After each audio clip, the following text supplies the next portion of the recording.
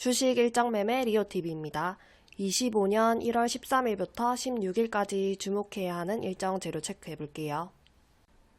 JP모건 헬스케어 컨퍼런스는 글로벌 바이오 및 제약업계 최대 행사로 주요 투자자 및 기업들이 모여서 협업과 네트워킹을 진행하는 자리로 알려져 있습니다. 25년 1월 13일부터 16일까지 미국에서 열리는 43회 JP모건 헬스케어가 개최됩니다. 어떤 기업들이 참석을 앞두고 있는지 살펴볼게요. 먼저 ST큐브입니다. 관리 종목이네요. ST큐브는 다수의 글로벌 상위 빅파마들과 넬마 스토바트 기술 수출 작업을 위한 비즈니스 미팅에 나선다고 밝혔습니다. ST큐브는 대장암, 소세포 폐암을 시작으로 넬마 스토바트의 적응증을 넓혀갈 계획이라고 하네요. 다음 브릿지바이오 테라퓨틱스는 이번 JP모건에서 현장 발표 기업으로 선정되었다고 합니다. 선정 배경에는 특발성 폐섬유증 치료제 흡우물질에 대한 글로벌 기업들의 높은 관심과 대규모 기술 이전 수요에 따른 기대감이 반영된 것으로 보인다고 하네요. 다음 DXVX는 현재까지 진행된 연구개발의 성과와 신규 파이프라인, 혁신 플랫폼들을 집중 홍보할 예정이라고 합니다.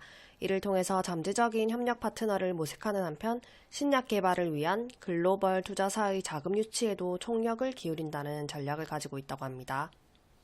DXVX는 현재 경구용 비만 치료제, 항암 백신 등 다양한 분야의 치료제를 개발하고 있고 최근 유의미한 데이터를 지속 확보하고 있다고 하네요.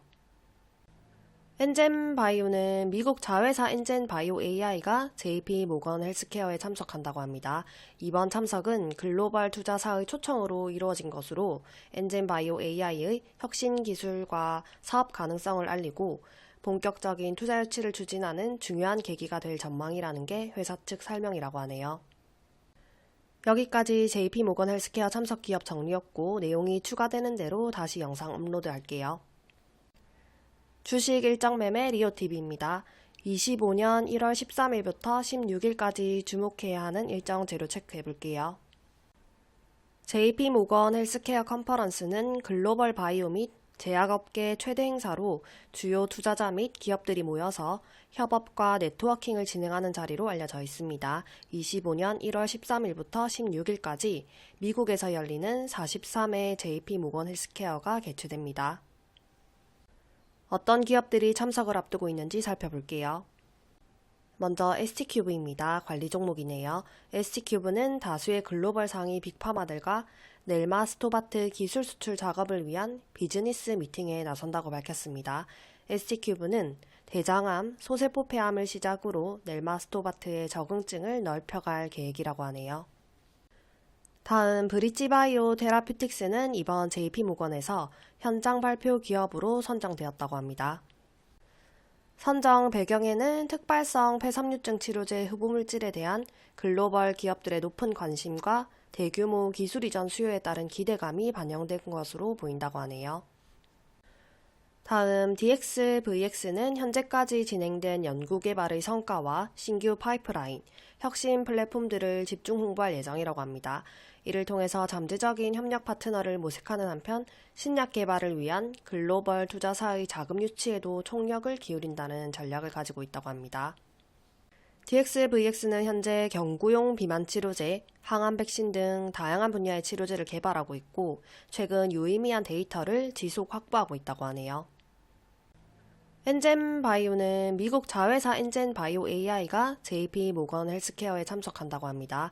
이번 참석은 글로벌 투자사의 초청으로 이루어진 것으로 엔젠바이오 AI의 혁신 기술과 사업 가능성을 알리고 본격적인 투자 유치를 추진하는 중요한 계기가 될 전망이라는 게 회사 측 설명이라고 하네요.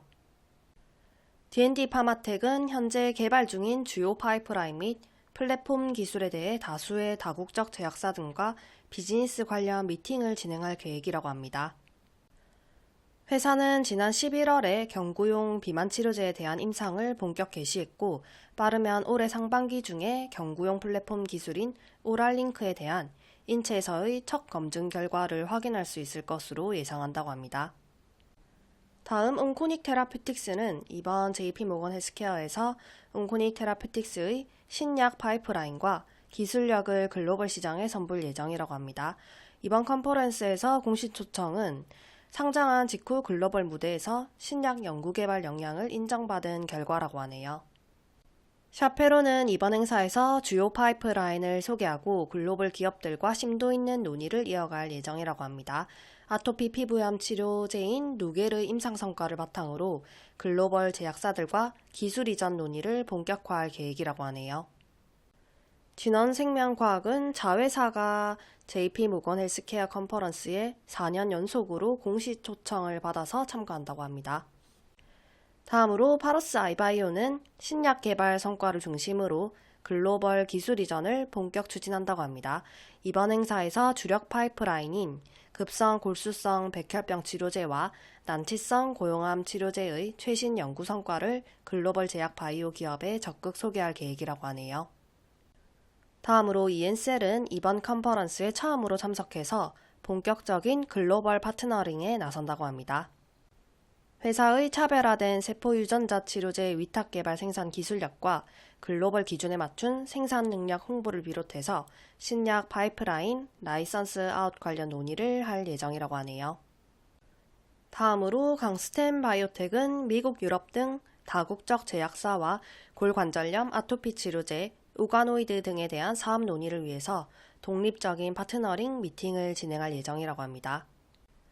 특히 수술이나 시술 없이 단회 주사 투여로 무릎 골관절염의 근본적인 치료를 목표로 하는 첨단 바이오 융복합제제 오스카와 관련한 미팅도 계획되어 있다고 합니다.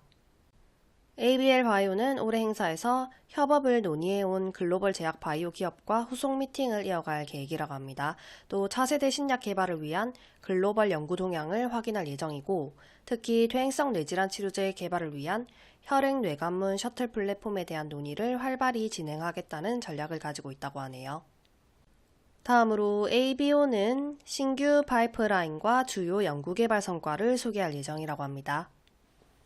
셀트리온은 ADC 항암 신약 파이프라인 등 신약 개발 성과 및 비전을 발표하고 이달 출범한 자회사인 셀트리온 바이오 솔루션의 본격적인 사업 추진에도 박차를 가할 계획이라고 합니다. 삼성 바이오로직스는 대표가 직접 위탁 개발 생산 사업 전략을 밝힐 계획이라고 하네요. 여기까지 1월 13일부터 16일까지 주목해야 하는 일정 재료인 JP모건 헬스케어 관련주 정리였습니다.